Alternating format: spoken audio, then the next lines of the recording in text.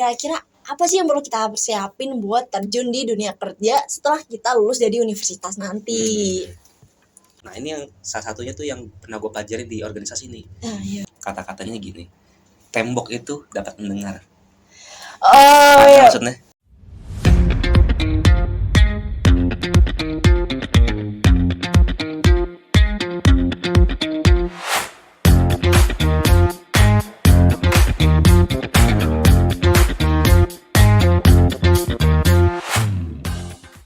Assalamualaikum warahmatullahi wabarakatuh. Waalaikumsalam. Kembali lagi di Poci, Podcast of Culture and Information by Himateka BEM FT UMJ. Sebelum dimulai nih, gue ada pantun nih. Makan kentang lauknya ikan. Cakep. Sungguh enak nikmat rasanya. Selamat datang kami ucapkan. Bagaimana kabar semuanya? Semoga kalian baik-baik saja ya di sana. Oke. Jadi sebelum dimulai nih mau perkenalan dulu. Kenalin ya. Gua Kodriani dari Himateka BEM FT UNJ. Di sini gue nggak sendirian. Sekarang gue lagi sama alumni kita yang keren nih, alumni Teknik Kimia FT UMJ. Ada Bang Gani Rafidianto. Halo Bang Gani. Apa kabar Bang? Alhamdulillah baik. Alhamdulillah. Jadi gini Bang, hari ini tuh kita ada tema yang cukup hangat dibicarakan sama mahasiswa nih Bang. Oh, yaitu dunia kerja versus dunia kuliah. Oke. Karena gini Bang, kan kita sebagai mahasiswa itu kan sebagian besar belum tahu nih gimana kerjanya itu kayak gimana gitu Bang. Jadi kan kita pasti ketika mau terjun dunia kerja kan harus persiapan dulu nih gimana sih kerja nanti gitu kan. Jadi di podcast ini kita mau bahas nih Bang, kira-kira apa sih yang perlu kita siapin buat terjun di dunia kerja setelah kita lulus dari universitas nanti. Kayak gitu Bang. Kalau dari Bang Gani sekarang lagi sibuk apa nih Bang? Lagi sibuk kerja doang sih. Kerja ya. Gak ada lagi kesibukan. Kalau kerja. Kalau weekend gitu Bang, ada kerja atau kegiatan lain Bang? Enggak sih, weekend cuman buat istirahat, rebahan, ya, charging energi. Ya paling jalan-jalan sama keluarga, temen, pacar gitu aja sih. Asik. Kalau kita mahasiswa sih kayaknya malah nggak punya libur ya Bang. Ada aja mulu aja gitu. Nggak apa-apa, tapi nanti itu capeknya akan terbayarkan nanti setelah lulus nanti akan terbayarkan semua itu. Pastinya. Amin. Gini Bang, terkait temanya tadi nih Bang, kalau dari Bang Gani sendiri kayaknya gimana Bang pendapat Bang Gani dunia kerja itu Bang setelah kita lulus itu? Dunia kerja, oke. Ini menurut pendapat gue ya. Iya. Dunia kerja itu dunia yang tergantung persepsinya ya. Bisa dibilang dunia kejam juga ya kan. Iya dunia kerja tuh nanti kan kultur shock tuh banyak banget gitu. Kalau kita sebutin satu persatu ya banyak banget gitu. Dunia kerja itu tuh tapi walaupun keras ya kan banyak orang ya dunia kerja tuh lebih keras gitu kan, bahkan sampai banyak pekerja itu pengen balik lagi ke sekolah gitu. Tapi dengan kerasnya dunia kerja itu kita jadi kebentuk gitu karakter kita gitu kan, terus kita jadi mental kita jadi kebentuk juga semua gitu ya. Itu juga semua karena banyak faktornya ya. Jadi kalau menurut gua tuh dunia kerja itu bisa dibilang campur aduk sih ininya feel-nya gitu ya. Iya, beda banget ya kalau misalnya kita masih mahasiswa. Misalnya gue nih Bang, masih semester 6 nih. Kan kita angkatan gue lagi mau sibuk penelitian, terus kuliah juga tetap masih jalan. Kuliah ada jadwalnya, ada waktunya gitu. Walaupun udah ngerjain laporan sih, cuman tugas tetap subur lah ya semester 6 tuh gitu. Terus ada juga kesibukan organisasi, apalagi ada yang nih satu orang gitu ikut 2 nih organisasi udah gitu. Pokoknya kan padat banget gitu sampai kita ngerasa kayak emang kayak nggak ada hari libur ini gitu. Libur tuh kayak aduh cuman hoax gitu lah gitu. Nah kalau dunia kerja kan beda gitu Kak Bang. Nah tadi kan Bang Gani udah sebutin gitu ke beberapa shock culture-nya ketika memasuki dunia kerja gitu, karena emang beda banget gitu kan. Nah tapi itu ada tips-tipsnya nggak Bang untuk ngadepin shock culture yang kayak gitu Bang? Tipsnya ya dari gue itu ini yang gue alamin ya waktu itu ya. Gue kan waktu itu terima kerja itu di awal 2021 ya. Oh, iya. Ibaratnya baru lulus, nggak ngerti apa-apa ya kan. Iya. Terus dicemplungin kan ke dunia kerja gitu. Iya. Wah ini dunia apa ini kan. Terus sampai bingung gitu kan. Terus yang gue lakuin tuh pertama kali, nah ini yang salah satunya tuh yang pernah gue pelajari di organisasi nih.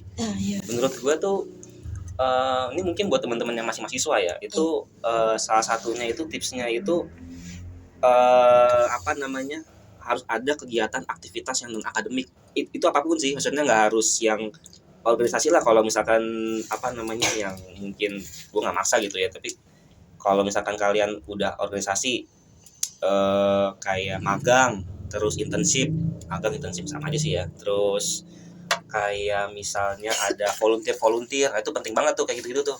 Karena nanti apa namanya, ketika kalian nanti masuk ke dunia kerja, pas kalian masih belum lulus, udah ngalamin yang internship organisasi kan udah tahu nih, Iya. gambarannya kayak gimana.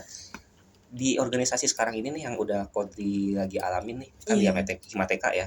Iya. Itu tuh secara nggak langsung tuh adalah gambaran yang tidak langsung buat dunia kerja nantinya gitu. Kan sekarang kan Kodri di Himateka itu kan kerjasama sama teman-teman, Iya, terus sama benar. adik tingkat, kakak Iya. tingkat gitu kan, sama dosen. Nah itu Iya, kan berarti kan dosen. secara nggak langsung ada kerjasama antar departemen gitu kan, beda orang gitu, beda ranah. Nah itu tuh nanti tuh di dunia kerja tuh kepake banget gitu. Terus yang kedua tuh waktu itu yang gue lakuin itu adalah persiapan untuk ini sih, skill ya buat dunia kerja tuh. Nah salah satunya kan skill yang di non akademik tadi ya. Iya. Nah salah satu kalau untuk skill akademiknya itu selain di dunia kuliah itu ada di kayak bootcamp gitu, bootcamp pelatihan itu penting tuh. Jadi yang udah Kodri pelajarin atau teman-teman pelajarin di teknik kimia UMJ gitu ya, Iya. itu cuman paling 30% ya secara nggak langsung. Kita 30% iya, Kodri kan ngerasa ya tugas udah banyak Iya, banget segala macam, udah. itu cuma 30%-nya gitu. Aduh. Karena ketika nanti Kodri dan teman-teman kerja, pasti kan ya tergantung industrinya ya. Iya. Tapi rata-rata pasti kalian soft skill, hard skill. Soft skill misalkan kayak apa namanya, public speaking, terus bahasa Inggris gitu kan, itu kepake banget tuh. Terus hard skillnya mungkin kayak apa namanya, penggunaan device gadget kayak apa namanya, komputer, Office, Excel, Word gitu kan. Itu udah pasti sih. Belum nanti apa namanya, misalkan kayak problem solving kayak gitu-gitu. Nah itu tuh penting banget tuh. Ini makanya apa namanya, harus ini sih, kalau nanti udah lulus gitu ya, terus belum dapat kerjaan, nah tuh tips triknya tuh salah satunya harus ikut aja tuh bootcamp atau apa namanya, pelatihan terserah maunya apa gitu kan, banyak ya. Iya. Ada kayak K3 atau mungkin mau jadi proses engineer, quality, atau mungkin mau apa namanya, mencong gitu ke dunia lain kayak digital marketing, itu nggak apa-apa sih. Banyak sih lulusan teknik kimia UMJ yang mau masuk ke apa, melenceng gitu ya, ke beda ranah. Iya sih bener. Tapi kalau kita di organisasi kan kita menjalankan organisasi kan juga ada birokrasinya bang, gitu kan. Kayak ketika kita mau memutuskan ini kan kita harus menyampaikan dulu misalnya ke teman kita yang misalnya jadi ketua kita gitu bang. Kalau di tempat kerja kayak gitu juga nggak sih bang? Atau kayak lebih fleksibel gitu bang? Kalau di tempat gue ya kita harus kan, kalau di Himateka kan ke Kahimnya dulu ya, pasti Kahim, harus terus urut dari Kahim, KBM gitu ya, Iya. kalau acara kampus, atau ke dosen, kajur gitu ya. Iya. Kalau di gue ya, karena tergantung nih, kan gue kan posisinya cuman untuk sekarang ini kan gue sebagai staf produksi ya, foreman gitu kan. Ya apalah gue gitu, cuman butiran debu gitu. Kalau udah manajer atau udah general manager mungkin bisa kali ya kita, walaupun ada atasannya lagi gitu. Tapi kalau ketika di dunia kerja itu pasti birokrasi itu bakal kepake sih. Harus apa namanya, berfungsi gitu. Jadi nggak boleh langsung semena-mena. Iya. Tapi dalam satu kondisi ada, kita harus memutuskan gitu. Kayak misalkan contoh gitu ya, lagi shift malam gitu ya. Kayak gue nih, pengalaman gue kerja, gue lagi shift malam, terus nggak ada supervisor, nggak ada manager, ya kan secara nggak langsung untuk secara birokrasi gue yang bertanggung jawab di situ. sebagai foreman leadernya gitu kan terhadap teman-teman operator gitu. Akhirnya mau nggak mau gue yang memutuskan, gue sama teman-teman leader yang lain gitu mau nggak mau. Tapi itu udah ada ininya sih dari supervisor, kalau memang lagi nggak ada mereka ya kita yang ada dilimpahkan gitu. Itu nggak masalah sih.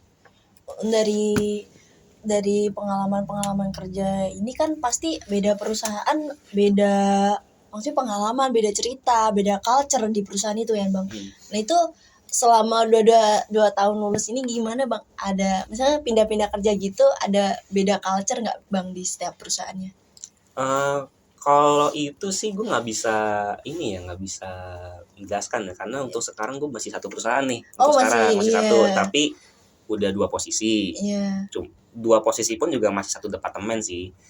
Kalau untuk beda perusahaan gue masih belum masih baru sekedar dari teman-teman aja gitu, omongan teman-teman. Bedanya perusahaan A perusahaan B ya nggak jauh beda sih emang sih. Oh sebenarnya nggak jauh beda ya Bang? Iya, cuman beberapa mungkin ada yang alhamdulillahnya mungkin di perusahaan gue dapat atasannya mungkin yang masih enak lah, lingkungannya juga yang nggak toksik amat gitu. Lingkungan itu salah satu rezeki banget sih, serius. Di dunia kerja itu nggak melulu tentang gaji, serius. Tergantung Kodri itu lebih pengennya apa gitu.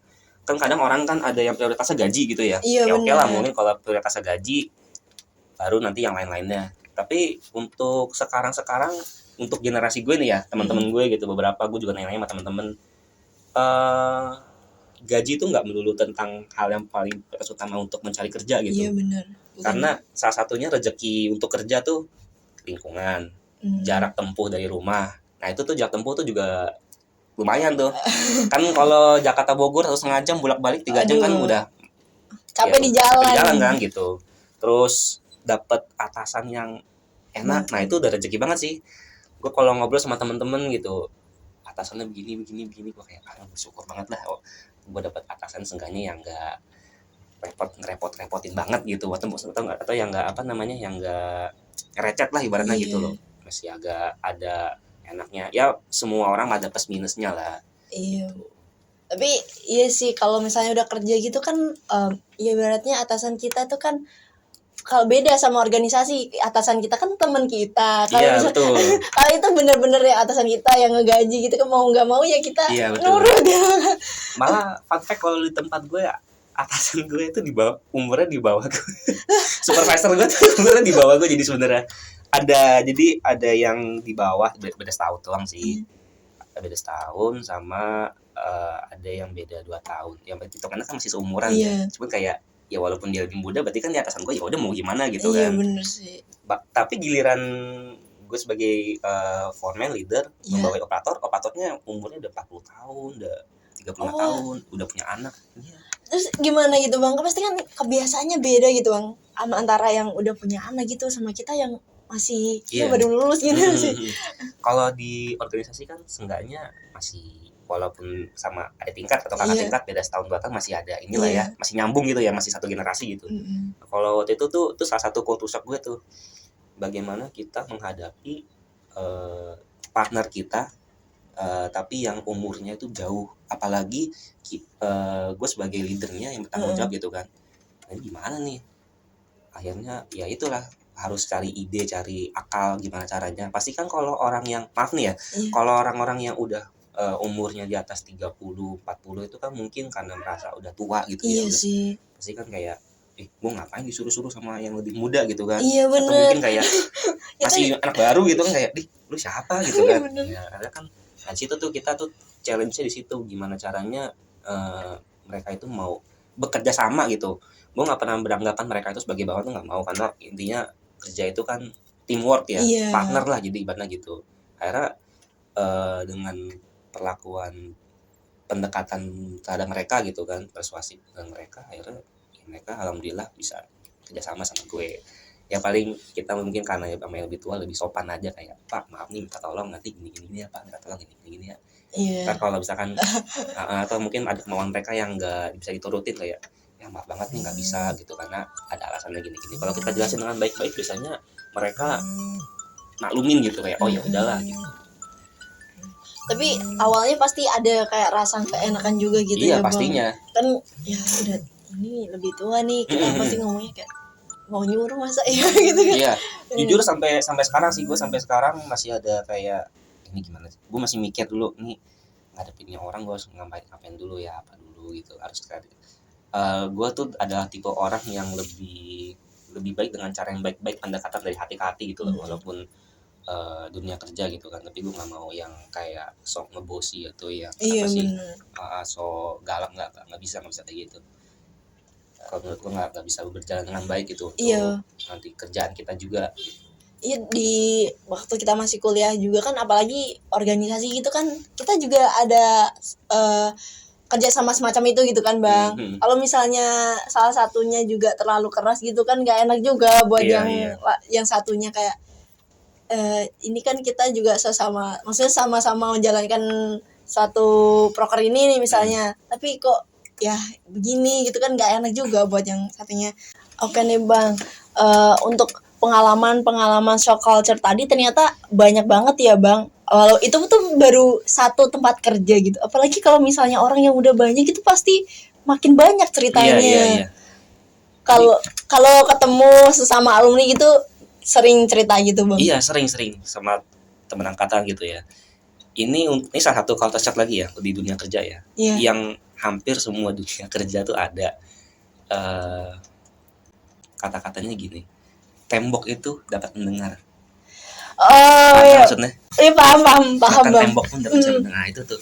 Jadi dunia kerja itu beda. Kalau kuliah kan sama temen ya. Iya. Di organisasi kalau ada apa-apa curhat. Kenapa jadi bisik-bisik gini Bang? Oh iya. Jadi ini ya. Iya. Kalau mendengar temboknya Bang. Iya, jadi takut temboknya dengar gitu. Kalau di dunia organisasi atau kuliah kan kalau ada apa-apa misalkan nggak suka sama dosennya gitu ya. Gue mau dosen A gini atau sama temen gitu ya kayak sama si B males gue gini.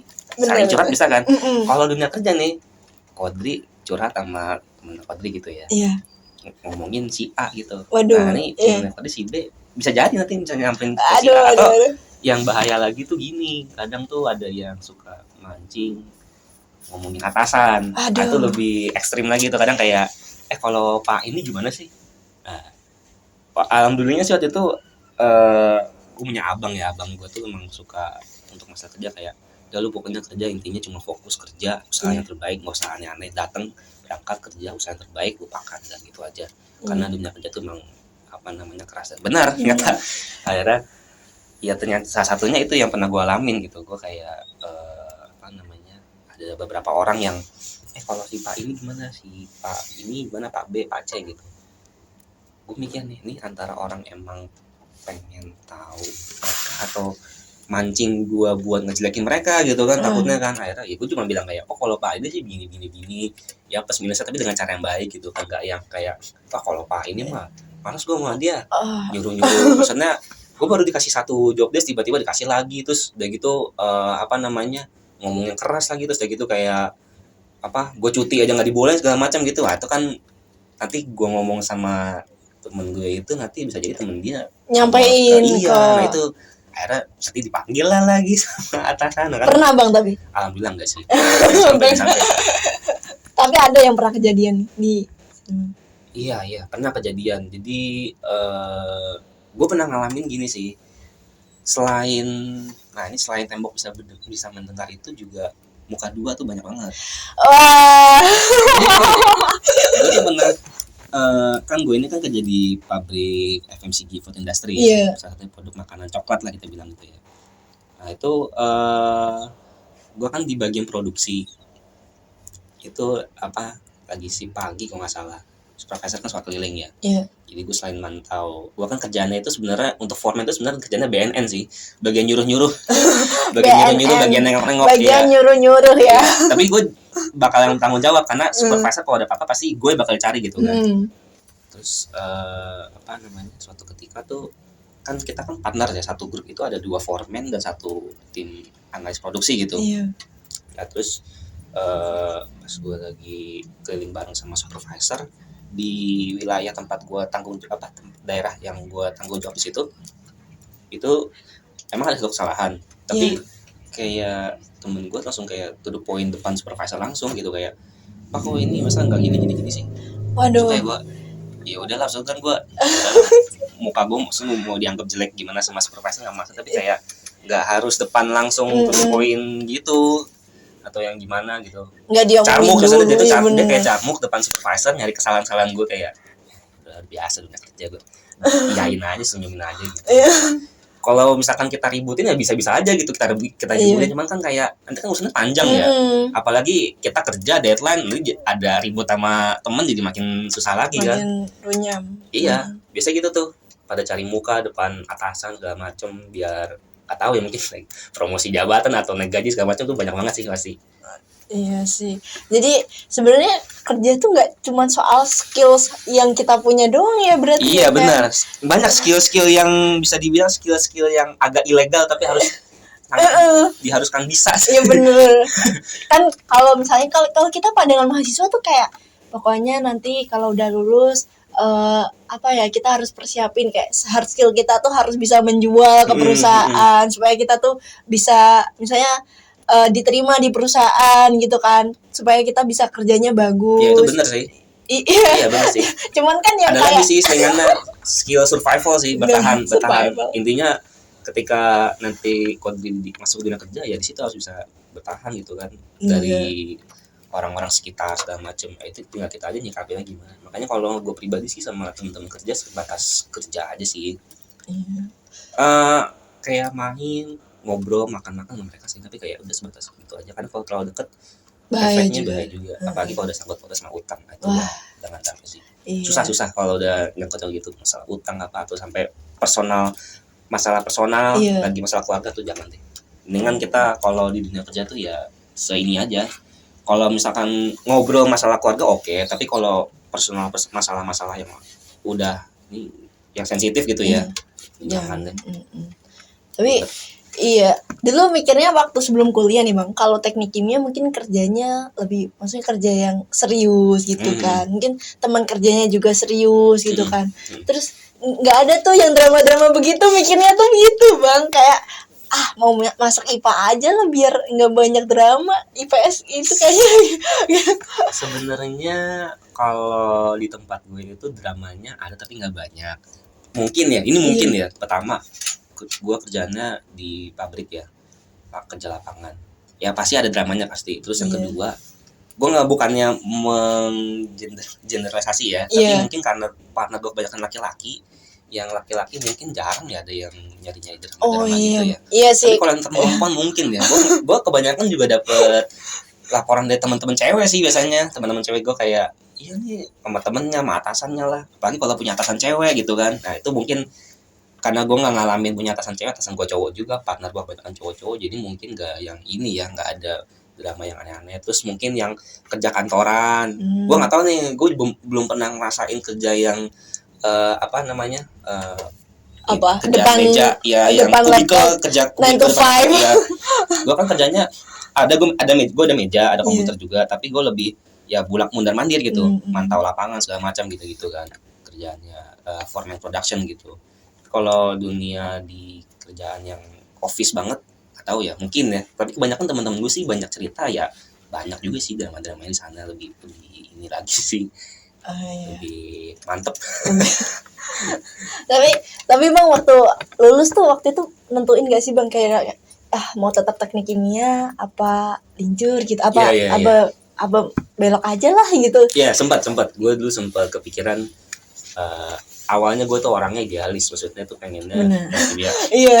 Gue mikir gini, gue 4 setengah tahun kuliah teknik kimia gitu kan, harus bisa nih gue jadi minimal proses engineer lah atau apalah, safety engineer apa, intinya ada engineer-nya gitu kan. Teknik kimia masuklah, apply CV di petrochemical atau kayak perminyakan, pertambangan, terus pabrik kimia gitu kan.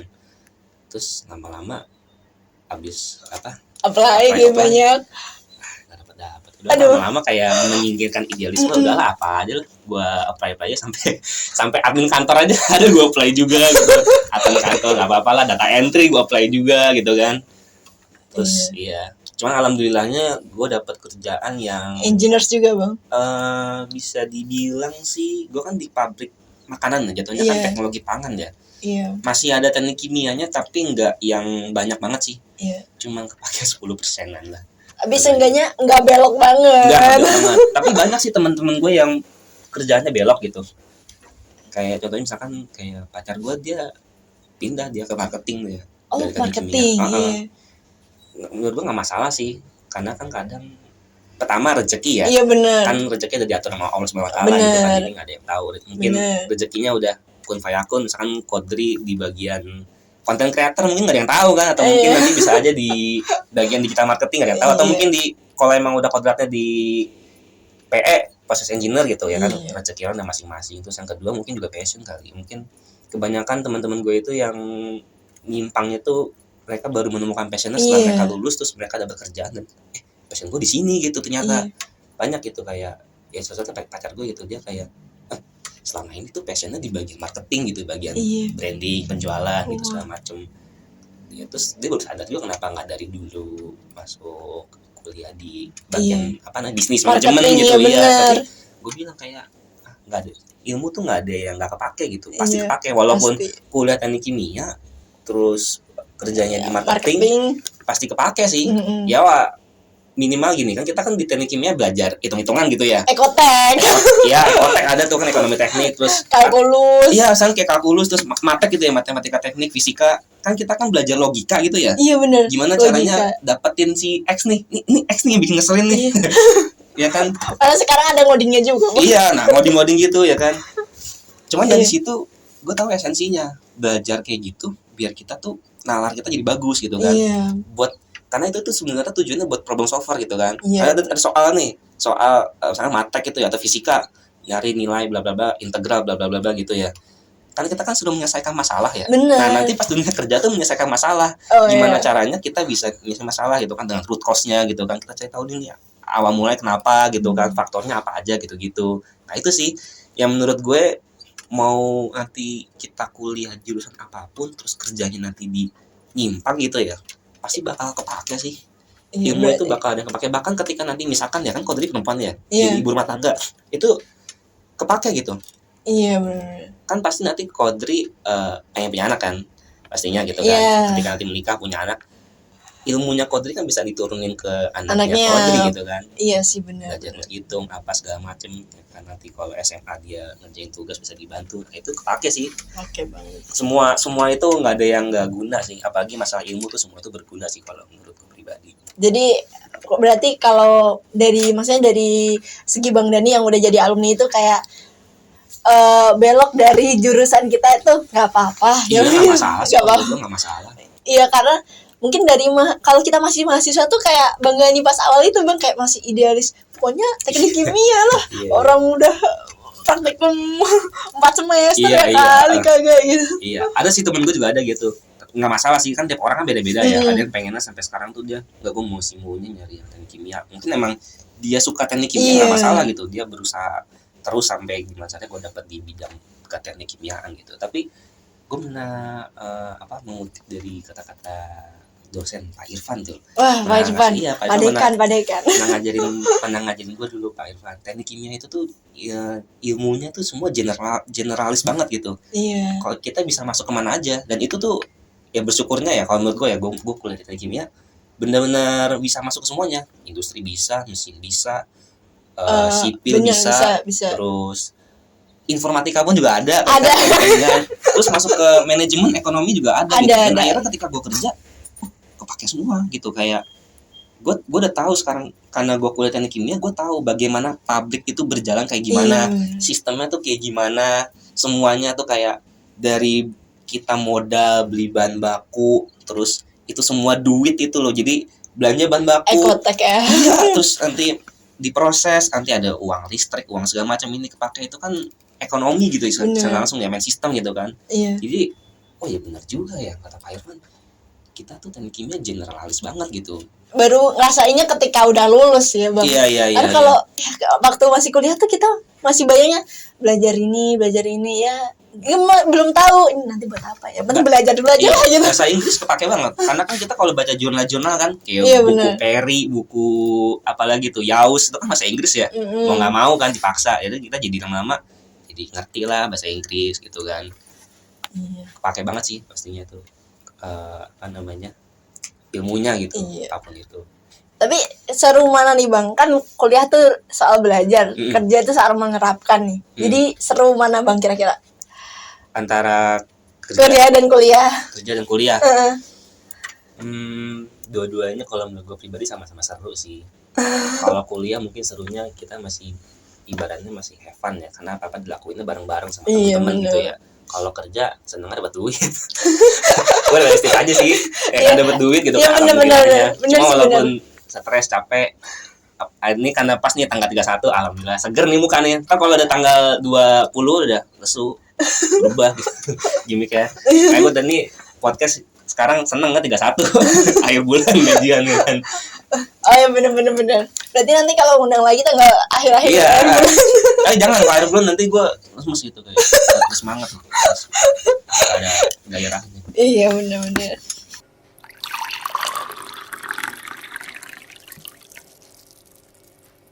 Untuk terakhir nih ada pertanyaan dari Instagram dari teman-teman di Instagram Himateka. Gue mau bacain ya. Pertama dari Tiara_Salvi 20. Apa sih yang harus kita persiapkan sebagai mahasiswa untuk ke dunia kerja nantinya? Oke. Persiapan dunia kerja ya. Iya. Yang pertama, ini menurut gue ya, gue pribadi pengalaman ya. Yang pertama soft skill, hard skill, branding. Nah, soft skill itu banyak ya. Ini salah satunya ada di organisasi gitu. Leadership, teamwork, terus problem solver tuh penting banget sih. Hard skill banyak ya. Contohnya misalkan kalian harus bisa bahasa lain, bahasa Inggris, atau mungkin yang lagi trendingnya tuh bahasa Cina. Karena jujur aja kan kalau industri banyak bahasa Cina nih. Iya. Angkatan gue tuh ada yang kerja di perusahaan asing di Cina, dan dia cerita sama gue dia ada bahasa Cinanya juga gitu. Terus ya itu bahasa ya, terus kayak harus bisa itu ya kayak hard skill ya, kayak Excel tuh udah pastilah, Excel, PowerPoint, Word, terus harus bisa, bahkan nanti bisa jadi harus bisa ngedit segala macam tuh. Belajar lah ininya sih. Mau nggak mau harus belajar. Nah terus yang ketiga tuh branding itu pentingnya itu branding di sosmed kalau menurut gue ya, kan kita kan gimana sih? Penting berarti itu Bang. Salah satunya tuh di LinkedIn. LinkedIn. Kalau Instagram gitu? Instagram boleh, tapi kalau Instagram itu kebanyakan lebih ke personal life ya, sedangkan ke kehidupan pribadi. Jadi biasanya kalau mungkin teman-teman mau lamaran kerja, kebanyakan HRD itu ngeliatnya ke LinkedIn dulu. LinkedIn ya. Tapi kadang ada yang ngeliat Instagram juga, karena gini, HRD itu ada yang nggak mau calon rekrutmennya itu melakukan hal yang aneh-aneh. Jadi dia suka ada cantumin IG atau Twitter. Nah itu tuh cuman buat ngecek ini orang bener apa enggak. Iya bener, tindakan preventif. Iya takutnya kan teroris gitu, ngedar narkoba, ya kan. Bener. Jangan sampai. Iya sih. Terus ada lagi nih Bang, pertanyaan dari FKX_LG. Katanya himpunan nggak berguna di dunia kerja, bener nggak sih Bang? Katanya himpunan nggak berguna di dunia kerja. Himpunan maksudnya pengalamannya kali ya? Iya mungkin. Ikut himpunan gitu. Enggak juga sih. Berarti berguna ya? Gue nggak setuju sih kalau statement kayak gini. Pilihan orang kan beda-beda ya. Mungkin ada yang nggak mau ikut himpunan, maunya ikut yang lain gitu. Tapi intinya satu buat teman-teman, harus aktif di dunia luar kampus. Karena yang kalian pelajarin di dunia kampus itu cuma dikit, belajarnya di dunia luar semua. Ya salah satunya ya di himpunan BEM, terus apa sih? Kalau kita ada IMM gitu ya, BKK apa sih? Terus ikut magang, internship, volunteer tuh penting banget sih. Itu akan nanti nambah nambah portofolio. Karena nanti kan yang tadi gue bilang ya, branding di LinkedIn ya, itu tuh nanti itu HRD ngeliatnya di situ. Pengalaman kita. Nanti kan kalau dari fresh graduate nih, pasti nggak punya pengalaman kerja dong. Yang dilihat itu kan magang yang dari kampus ya, magang, kerja praktek, terus itu pengalaman itu. Kalau ada pengalaman organisasi, nah itu juga nanti ada nilai poin tambahan sih. Berarti sekarang masih penting ya Bang. Oke. Lanjut ke next pertanyaan dari Zibranca, pertanyaannya, yang membedakan tantangan dunia perkuliahan dan dunia kerja apa? Yang membedakan tantangan dunia perkuliahan dengan dunia kerja, tantangannya ya, salah satunya tadi yang udah gue ceritain ya, Iya, karena ada paut umur ya, kerjasama paut umur. Terus yang kedua itu ini lebih ke deadline ya. Maksudnya kan kita kan targetin ya. Iya. Kalau di bener, organisasi target nggak tercapai ya mungkin masih ada toleransi. Diundurin. Nah, kadang kalau kerja tuh itu udah gila sih, kalau kerja kadang suka ada yang bisa ditoleransi, ada yang nggak bisa. Wah. Nah, itu kita jadi nyambungan yang ketiga itu manajemen waktu sih. Karena gue dulu tuh kan yang membedakan manajemen waktu kuliah sama waktu pas di kerja. Kan? Nah itu tuh beda banget. Iya. Padahal kuliah ada jadwalnya, kerja. Iya. Nah kerja itu benar-benar kita masuk absen. Nah kan yang nonton kita nih ya. Iya. Mau ngapain tuh. Nah itu tuh gue biasanya suka tulis dulu di post-it. Ngapain semua job-desk-nya gue tips tulis. Yang sangat berguna ini bang. Iya. Terus iya deh bang, ada salam dari Bambang CB. Jauh berbeda, salam angkatan dari 2010. Halo, salam juga. Angkatan 2010 kok. Sekarang 2023. 13 tahun lalu berarti. 2016. Wow. Masih aja gitu ngecek Himateka memang. Berarti alumni care sama Himateka. Iya, care sama Himateka. IG-nya, sosmednya. Iya, terima kasih alumni. Terus ada pertanyaan dari dia Salmas. Sebagai proses production, kerjanya ngapain aja bang? Tools apa yang harus dikuasai? Oh dia ini mungkin lihat dari LinkedIn Bang Gania. Terus jadi proses production. Nah itu ngapain aja kerjanya bang? Nanti sih gimana? Proses production ya. Itu jabatan gue sebelum yang foreman sih.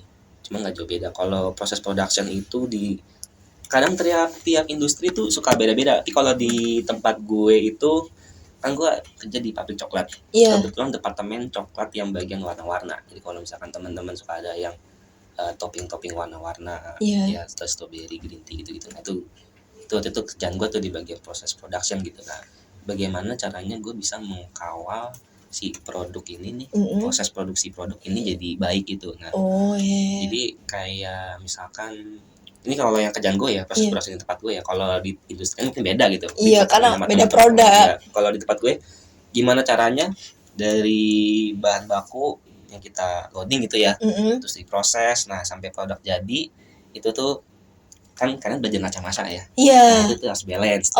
Berarti berguna neraca massa. Iya, berguna. Gue alhamdulillah berguna. Ngomong yield production itu tercapai atau enggak. Terus memastikan kualitinya. Nah itu belajar di TKM berarti di semester akhir tuh sama Bu Yuni tuh. Alhamdulillah banget, makasih tuh sama Bu Yuni. Ilmunya berguna tuh TKM, karena kerjaan gue tuh TKM banget tuh waktu itu tuh yang di proses production. Jadi gue menjaga quality, HACCP-nya gitu ya Bang. HACCP, JFB itu, terus mastiin tuh si produk ini gimana caranya biar sesuai sama standar gitu. Kita juga sama Bu Yuni. Iya. Itu TKM tuh cuman 2 SKS tapi itu penting banget. Kalau mungkin teman-teman yang masuk ke dunia quality control, quality assurance, nah itu tuh kepake banget sih. Dan kebanyakan waktu gua buka lowongan kerja untuk teknik kimia, industri FMCG itu lowongannya kalau nggak QA, QC, R&D sih. Untuk teknik kimia ya. Iya. Produksi juga ada sih. Untuk toolsnya yang digunain bang? Toolsnya yang digunain kalau kita ngomongin software, gue nggak pakai tools yang pasti ya. Kalau software ya itu udah bawaan kantor. Paling ini sih kayak nanti di TKM tuh belajar 7 tools of QC nah tuh. Iya itu. Kalau gitu itu tuh pakai itu buat pemecahan masalah. Nah itu doang sih. Kalau untuk tools yang di bagian gue ya kan pasti setiap hari itu pasti ada aja sih masalah. Kalau nggak ada masalah kayak nggak kerja. Kirain selama ini tuh kan kita belajar K3 juga gitu bang. Ini sebenarnya K3 tuh kalau ahli K3 tuh ngawasin doang, kalau nggak ada ngawasin nggak buntung-buntung gitu kan? Iya. Gue sempat nanya juga sih sama alumni yang kerjanya di bagian K3 gitu ya.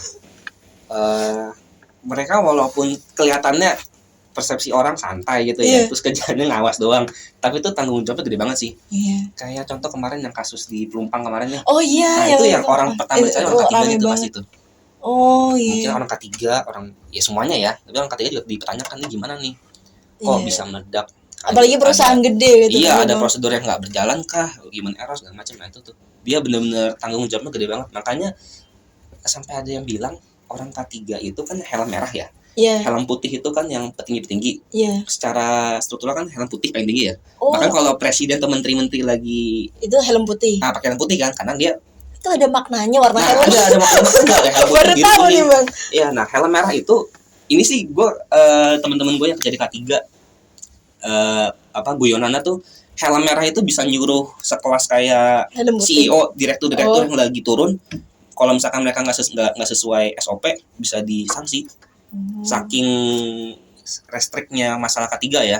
Mau dia direktur, mau dia yang punya saham gitu ya, yang punya duit dan punya pabrik, kalau misalkan dia nggak sesuai SOP, orang K3 bisa berhak ini menegur, beri sanksi. Overpower sih orang K3. Yang minat jadi K3. Banyak kok dari kimia K3. Oke, ini ada pertanyaan selanjutnya dari Yasmin. Jadi pertanyaannya, apa yang harus dan paling penting dipersiapkan dalam memulai dunia kerja? Kok itu mungkin masih sama ya kayak yang tadi ya. Mungkin soft skill branding sih masih nyambung. Iya. Lanjut yang selanjutnya ada dua pertanyaan. Boleh. Pengen minta kiat-kiatnya ketika melakukan wawancara kerja, Bang. Wawancara kerja. Ditanya neraca masa Bun? Enggak. Tergantung. Jadi gini. Buat teman-teman pertama ketika apply CV kalian ke perusahaan, pastiin itu perusahaan apa, harus tahu perusahaannya itu kerja di bidang apa, terus posisinya sebagai apa, job desk-nya apa. Nah, ketika kalian udah tahu inti 3 ini, baru tuh kalian pelajari. Terus kalau gue sih dulu kan sekarang zaman udah gampang ya, tinggal buka TikTok, banyak tuh cara-cara tips trik wawancara, cara ngomong yang baik, cara menjawab pertanyaan yang baik, tuh banyak banget tuh di TikTok tuh berguna banget. Nah, cuman yang paling penting tuh 3 itu tuh, perusahaannya itu kerja di bidang apa, terus nanti kalian ngelamar posisi apa, harus tahu tuh sama kerjanya apa. Karena banyak banget, termasuk gue ngelamar kerja, gue gak tahu itu asal apply, jangan pernah dipanggil, gue gak datang. Karena waktu itu dia kerja di perusahaan itu ternyata di bagian apa ya gitu ya, gue lupa tuh, bagian kayak pialang gitu sih. Cuman gue baru tahu gue nggak tertarik aja, gue dimin aja email.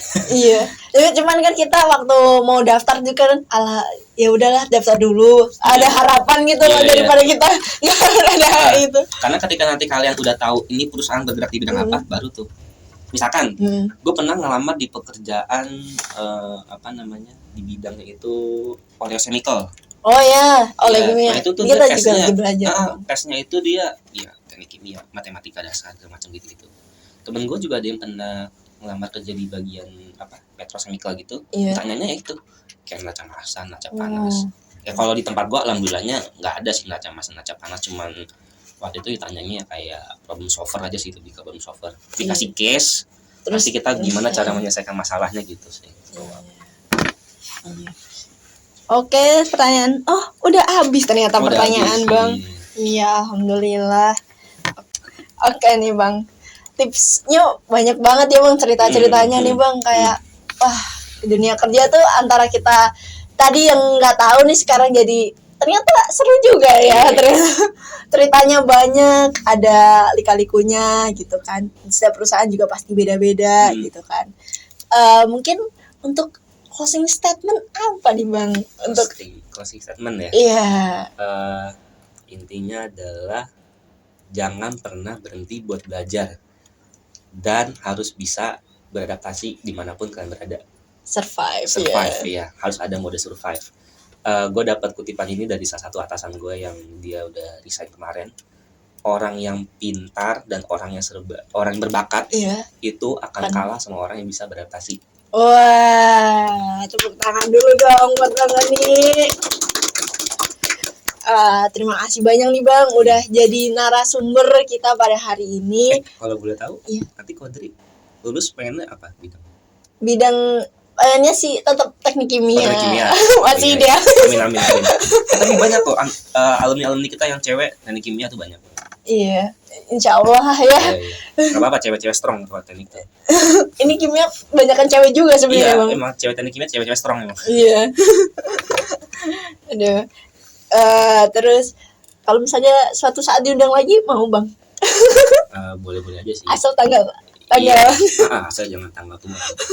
Lemes kan. Ini puasa nggak lemes Bang? Nggak Ini lagi puasa nggak lemes Iya, Bang? karena tadi baru turun tadi. Oh iya benar.